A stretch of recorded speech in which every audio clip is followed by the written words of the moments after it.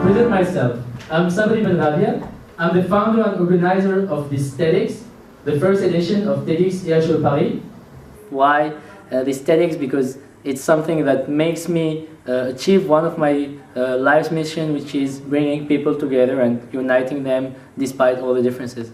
Okay, so I started a journal since 1 year now, asking people to answer 2 questions. What's your life regret, and how would you describe life?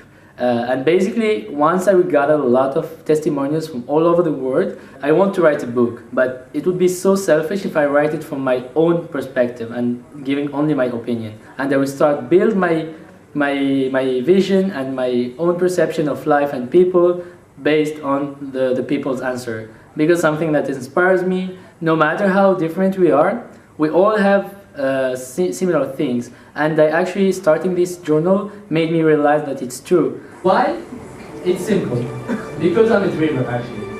And I thought that bringing all of you here today, making you listen to people that I brought from all over the world, they crossed seas and oceans to come, from Malaysia to France, Spain, Tunisia, would be a good idea to start a new dream, to make a better society, even if it's not my society.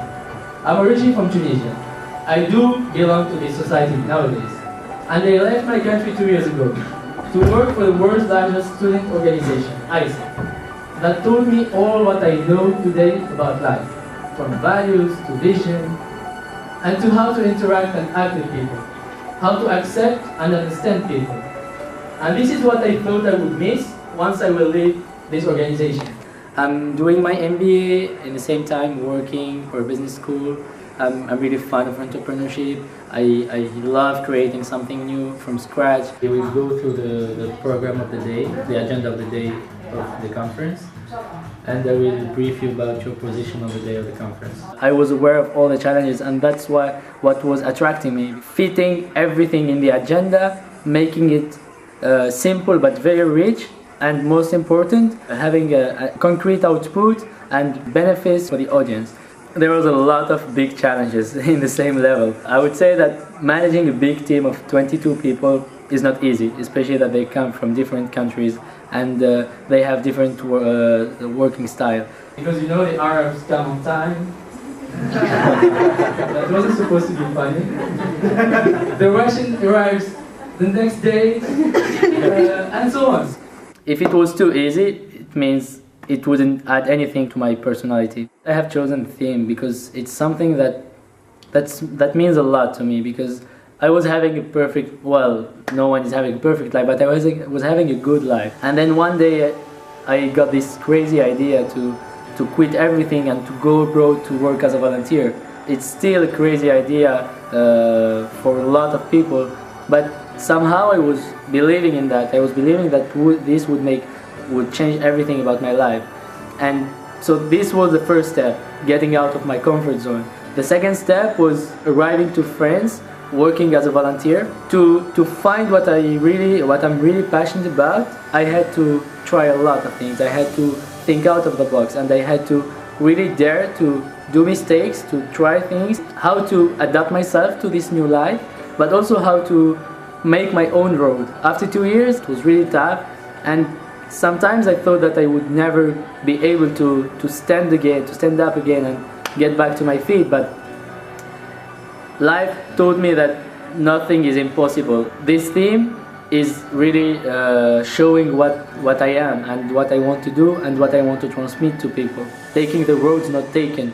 Once I had the theme, I started thinking about the speakers. My name is Alexandra Maratchi. I'm co-founder and CEO of an edtech startup called Homuork. My name is Leonid, Goncharov. I'm the founder and CEO of AntiCafé. My name is Vincenzo Gingale, and I'm working in my company in association with other professionals in Innovate and Grow network, and I'm also cooperating with some executive business school in France. Hi, my name is Gabriella. I'm 19 years old. Je m'appelle Shiraz, je suis tunisienne et je suis artiste peintre. I was thinking and dreaming of this moment for quite a long time. I come from a little town, for those of you who are not from Tunisia, about 10 kilometers outside of Sidi Bouzid. I think you've all heard of Sidi Bouzid.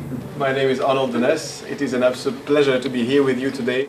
And at that moment, I was a superhero, and I could feel in my body that I could run faster and jump higher. And the most important thing for me was to inspire the people that were coming for the TEDx and to have innovative and original ideas to share them with the audience. Roles not taken. It's something that touched me personally well because I like entrepreneurship. We launched our first MOOC in January, and Saibi, the organizer of this TED, took our course. So he reached out to me, contacted and said, hey, I like the MOOCs and I like what you're doing. Would you like to participate in the TED? And it was probably the easiest anyone has ever convinced me. And I'm here, just 2 months later. AntiCafé is a place where you can do basically almost whatever you need to do. You can come there to study and to work, to hold your events, to hold your meetings, but also spend some good time. The idea is pay for the time that you spend inside, and then you have access to for free and unlimited to whatever you propose, which are the drinks, food, snacks, equipment you need for work, for your meetings, and so on. I was adopted when I was baby, and 18 years after, I met my biological family. Je voulais transmettre ce message d'espoir, de courage à tous les enfants adoptés comme moi qui... We do believe in changing the world, one step at a time. And this is why we are here today. Today, I'm inviting you to enjoy, to learn, to interact with people, and mostly to get inspired. Because we all have people that inspire us. We all have some quotes that inspire us, push us to go to the limit. Everyone has a journey, and everyone tells their journey in a different way.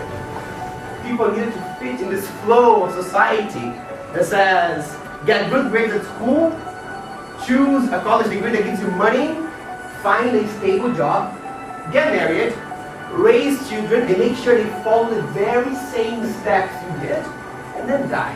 We belong to a generation of makers. We are people who are passionate about what we do. We are creative. We are not afraid to change the world, to run projects that can touch hearts and minds of others. We are not afraid to quit our jobs and start a new business. We are not afraid to create something out of nothing. I'm not trying to say that new roads and adventures can be dangerous. But I'm absolutely convinced that what it seems to us we know can hide a world of surprises. Not only I have stories to tell, but they're great because I could survive. I haven't finished college, I don't have money, I don't speak Spanish, I don't even know how to start. At 17 years old, being the oldest of 5, I realized now that I, as far as my family was concerned, became successful, I'm having to send a salary to my family living in Tunisia. I was a dishwasher at a restaurant. Learning English was your sort of key to success. People didn't judge you based on how you looked and the clothes you wore, but they certainly based, your status was based on how well you spoke. And that was probably the one thing, the smart thing I did in my life, as far as become, because that launched me to other things. You need a space which is for you, and most importantly inspired by you, by who you are, what are your values, what is important to you, what you are trying to achieve. We can read the space and a physical environment as we can read the human face. It's normal that there's bad days. There's bad days where you kind of struggle to find a moment that's worth it. That's absolutely fine, don't get me wrong. What I don't think is fine, and what I do think something needs to change, is when your favorite moment is absolutely not related to what you do. When your favorite moments over time are just tangential to the core of your life. And by some reason we associate something new with risky, with dangerous, and something, the road that it seems to us we know, the beaten road, we think it's safe. Unfortunately, I'm convinced that this way of thinking is completely wrong. I want to be an entrepreneur, I want to be an artist, I want to travel the world. If you have your project and you're passing through a very, very hard moment, that might be just an indicator that you are in the right track. Reach out to people. You have no idea who you're sitting across. You don't know, so dare and ask questions. but in my heart the certainty that I was doing what I was supposed to be doing. There was a movie about Neo. This guy that had a gun pointed at his forehead, they would dodge the bullet. This guy was a superhero. He would change his role just by getting out of this flow. This was the guy that I wanted to be. I was a dishwasher. I was a security guard. I was a taxi driver. I had so many jobs, I can't remember, but every single job led to something bigger and better. Whatever you're passionate about, start there. And you don't know, very important, where the road will take you. No one knows. But if you think about it at night, and you pick your favorite moments, and you do that over time, that will give you quite a big picture of where you want to go. And it's definitely an amazing journey. Thank you very much.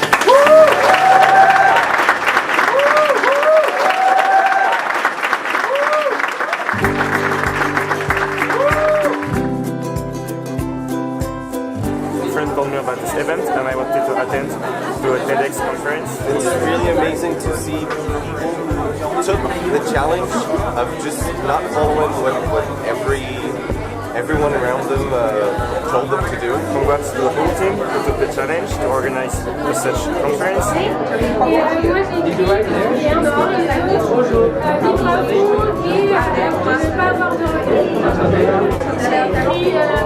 Avant de venir, j'avais parlé 15 langues au moins. Mes parents fiers. Atteindre mon objectif qui est de devenir avocate et aussi inspirer le plus de personnes possible, aider ma famille, découvrir le plus possible et partager beaucoup de joie avec les gens. So my wish is to all the people of the world to find the good qualities they have inside, if they have not done it yet, and to use it. It's one of the most beautiful happiness in life, in my opinion. En fait, j'ai commencé vraiment avec des tableaux très très simples et c'est vraiment pour, comme j'ai pas appris la peinture, j'ai pas appris les techniques, j'ai rien appris donc aux écoles. Et donc le challenge c'était entre personnel, c'est d'essayer d'apprendre les techniques, d'avancer, vraiment de m'avancer dans ma peinture par rapport à ce que j'ai commencé à mon début, c'est vraiment il y a beaucoup de différences. Je veux dire à tous ces enfants adoptés qu'eux aussi ils sont le fruit de l'amour, eux aussi ils ont leur belle histoire qui les attend quelque part dans le monde et qui n'oublient pas de faire de leur adoption une force et non pas un poids, c'est ce qui les rend singuliers et puis n'oublie pas ça. I think one of the big challenges was coming to France, not speaking French, starting a business in the country which I first thought I would never start a business in. I think really the difference between the person who succeeds in art is in the ability to follow non-stop, nevertheless what happens, your passion, and at some moment you definitely succeed. I would say that the people who were always behind me pushing are for sure my family and especially my mother, and this is something that I got from her. Basically, I think I got it in my blood and I'm just following the destiny and just trying to do all what I love doing in this life and being passionate about it.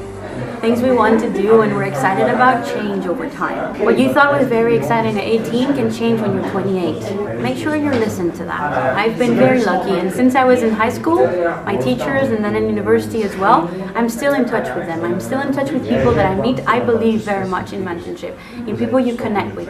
And those people inspire you along the way for smaller and bigger decisions. And sometimes you can't be on your own and you can just think, what did that person say and how was it useful for me? So take stuff you don't know who you're sitting across. Listen to things, ask questions, meet people you don't know who you're sitting across. My dad was because of a lot of health issues, he ended up with depression. And the only thing that gave him energy to overcome that was the fact that I would become an engineer in the next year. But he didn't know that my plan was to quit that and become a full-time volunteer.